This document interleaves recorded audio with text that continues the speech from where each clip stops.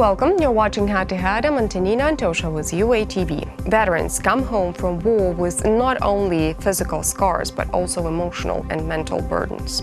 They often face a multitude of challenges, debilitating physical and psychological conditions, a civil society that does not support, or personal and family circumstances that changed while they were away. These and many other factors can create a situation in which veterans are unable to reintegrate into civilian life as they had planned. What could be the solution to this problem? To talk more about this, we're joined in the studio today by Tête. He's a combat veteran, executive director, and founder of Bastion Community of Resilience. Hello, and thank you for joining. Good morning. Thank you. So the problem of psychological scars, as we could call them, is huge, especially for veterans that are coming back from the front line. But unfortunately, here in Ukraine, it's being muted. And I know that recently you have been given a lecture on self-regulation techniques for working with stress. Yeah. Can you enlighten us a little bit? Sure. Well, it's an interesting story because I found myself in a fighting position in Donbass last year with Jen, and I could smell gunpowder, and I looked down at my feet and realized I was standing in a crater where a mortar had exploded a few days prior to our arrival. And I could feel in my body all of the sensations that I had so effectively turned off when I served in Iraq. And soldiers need this for survival. It's actually good, you know, to ignore your emotions and numb. Okay. But it's not very helpful in the transition into civilian society. You need to feel again. You need to turn your body back on. And so the point of the workshop was really about helping those who have suffered trauma begin to form a new partnership with their body and connected with their mind. Because treating the mind by itself is only half effective as treating the whole person, mind and body. And so part of what we were doing in developing skills was reconnecting that mind-body connection. Well, the biggest challenge right now, because it's really hard to detect, is PTSD, so-called PTSD, which is a post-traumatic stress disorder, right? A lot of veterans coming back from the front line in Ukraine and all over the world are suffering from PTSD. What is the most effective way of, I wouldn't say treating, but of dealing with? Yeah. Well, post-traumatic stress is not actually that hard to detect compared to traumatic brain injury. So, okay, what is the difference then? Well, in our military, when you're redeployed and come home or you're discharged, you fill out a very short questionnaire, and if you answer questions the right way, accordingly, you might have symptoms of post-traumatic stress. Traumatic brain injury, we're only just now catching up with the kind of specialized imaging that it takes to detect where perhaps parts of your brain are not receiving proper blood flow, and that blood flow is associated with functionality. But aside from that, there are solutions, and as a new faculty member of the Center for Mind-Body Medicine, which is the model that I hope to bring here to Ukraine, it's scaled for populations. It's scaled for whole peoples. We can train hundreds and thousands to train others. And what we did yesterday was sort of the first step. The preview. A preview, that's right. We delivered a small dose to veterans, their spouses, to clinical and non-clinical professionals, and researchers. And, you know, it was just so interesting to me every time I do this work with people. When they come in before the workshop, they're a certain way, perhaps feeling very heavy, slumped over, very hard for them to breathe, in fact. And then by the time, 4 hours roll by, they're a different person. It's almost like they're floating off the ground. And the point I want to make is that our bodies are naturally equipped to heal ourselves. And the skills that we're teaching help individuals to hack their parasympathetic nervous system, which balances the fight or flight response, connect with perhaps a sacred awareness that stimulates healing, emotional healing, and and just in addition to lowering their stress and developing those connections to each other, nurturing those connections in a community. So it's almost, I think we've got it misdiagnosed almost in the beginning of our wars in Iraq and Afghanistan, because it wasn't necessarily a mental health crisis. It was a community integration crisis. Okay, well, I think that in Ukraine we are about to have the same crisis.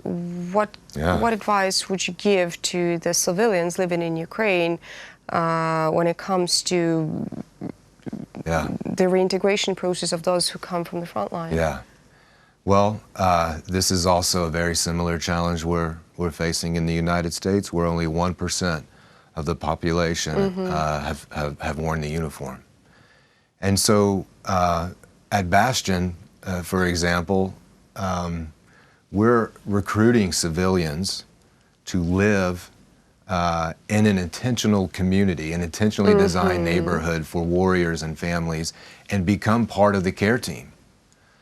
But I think because not everyone can live in a Bastion community, being able to hold the space with those who have suffered, those who have borne the brunt of battle, and are still, trying to reorient themselves off the battlefield, and it's extremely disorienting. And so, just being able to sit, stand, look someone in the eye, and dialogue with them, make them feel like they're wanted, like they belong here. I think that's probably one of the most important things we could do as a society. What about friends, family, spouses? Is there any special advice for them on how to behave with the close ones that are coming back from the war? Well, I've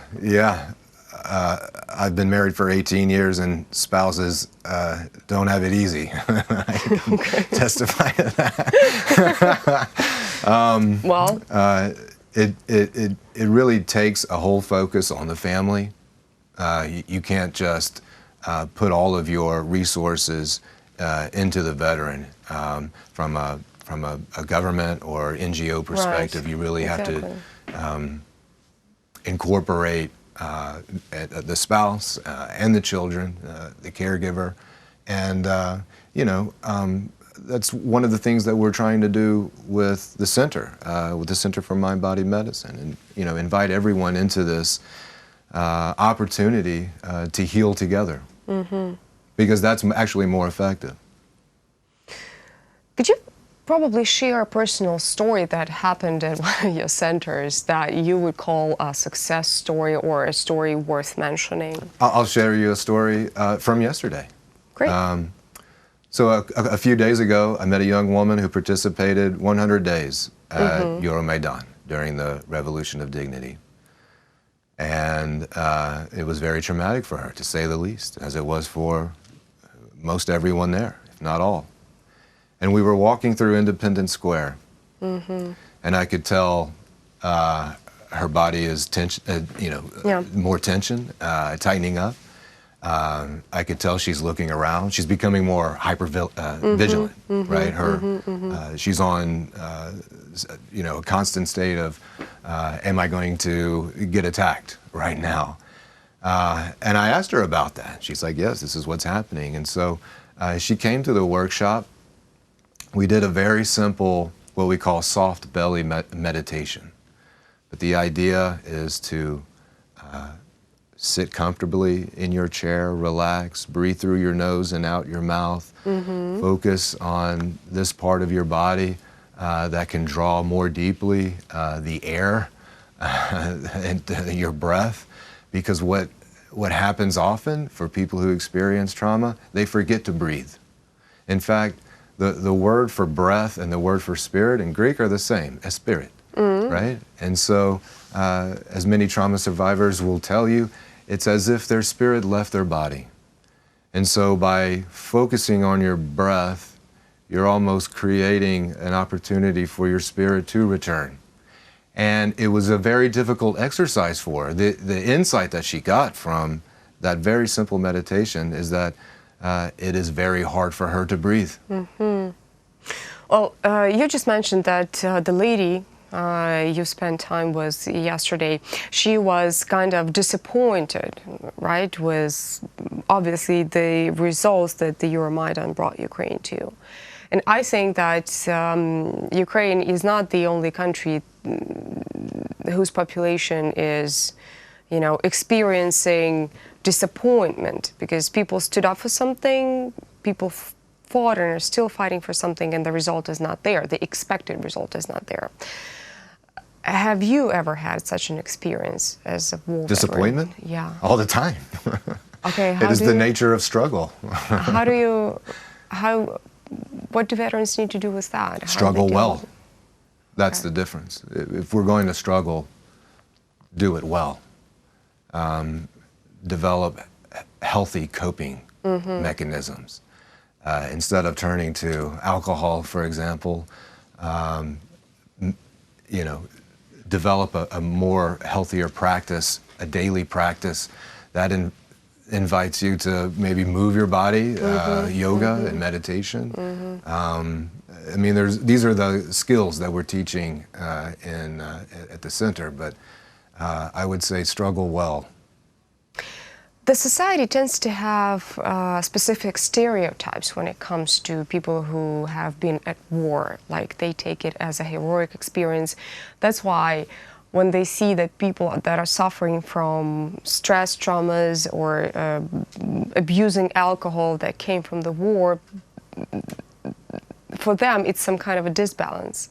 Have you ever had the situation when you faced the stereotype that was not true about the war veteran, and how would you suggest others to deal with it? Well, you're talking about the herofication Yeah. of war, Yeah. or of the warrior, and it is a challenge in itself. I first noticed this working with children whose fathers had who were killed in action, because everyone is talking about their father as this great person, and it can be a hard example to follow, right? If you're a young man, right? Do you have to follow in the same footsteps and become this great hero? It's like a tough. pressure. It's pressure, especially when you're a small kid. You're right. You're absolutely right. For the warriors themselves, I think it and how it relates to our previous dialogue about reintegrating in civilian society, it almost widens the divide even further, right? Because if an average civilian who's never had any experience with war, doesn't know anyone who's been to war, is suddenly come in contact with someone who is a hero, this great, and warriors are great, and their service and sacrifice are exemplary and worthy to be remembered. But it could have a counter effect, couldn't it? This hero status, when really we need to be focusing on our commonality. What do we share in common? What are our common values as a civilian society and as a Ministry of Defense, for example? Well, thank you so much for what you're doing. Thank you so much for coming here and telling us all about it. It's been a pleasure. Anytime. Thank you. Thank you. That was Tête. He's a combat veteran, executive director, and founder of Bastion Community of Resilience. Thank you so much for watching UATV. Stay tuned for the rest.